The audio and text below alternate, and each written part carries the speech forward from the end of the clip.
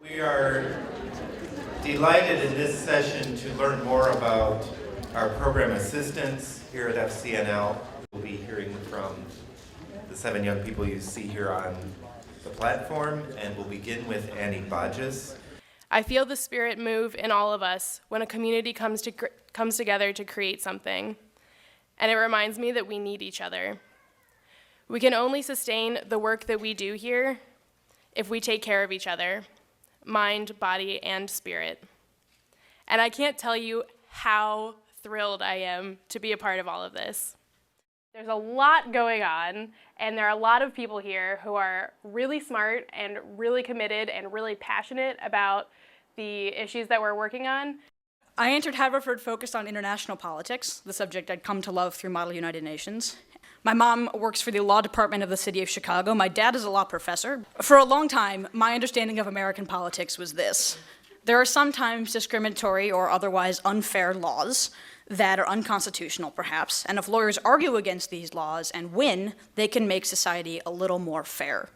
Before college, and to some degree before arriving here at FCNL, I never considered the beginning of the process that in many ways my parents end. How did that law even appear there in the first place? Of course, we know the literal answer to that. I'm a Bill in all this.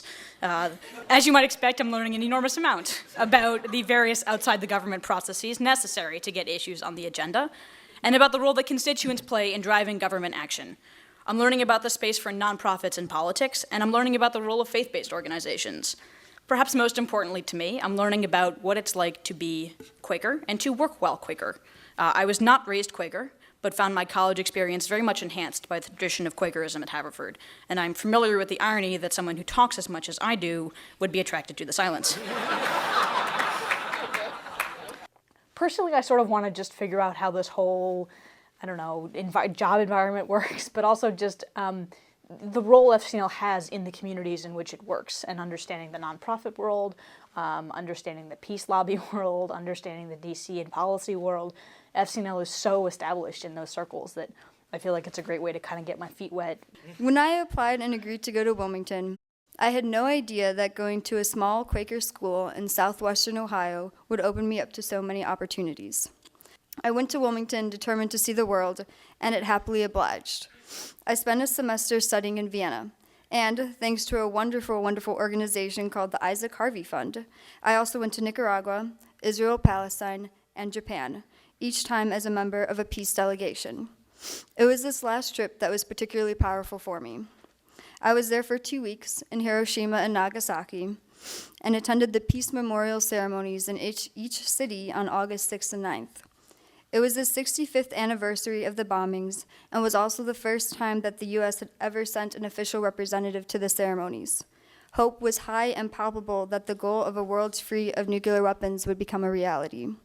This inspired me to apply to work in the nuclear disarmament program here. This is my first real-world adult job, as it were. I hope to develop professionally. I want to be able to network. I want to be able to meet people.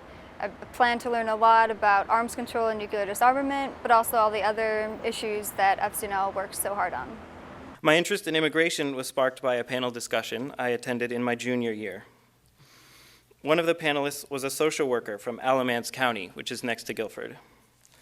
She talked about these immigration enforcement programs where local law enforcement gets deputized to carry out federal immigration law.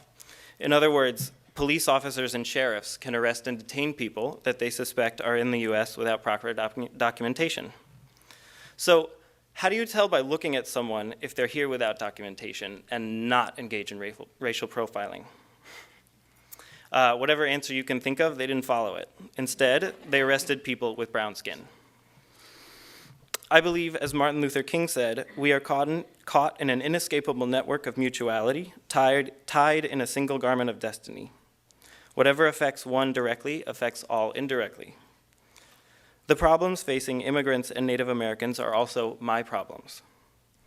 I am the grandson of immigrants who are the subjects of scorn and discrimination, and I have lived my life on land taken from Native Americans. I feel led to do something, and I am so grateful for the opportunity to work on these issues at FCNL. Thank you.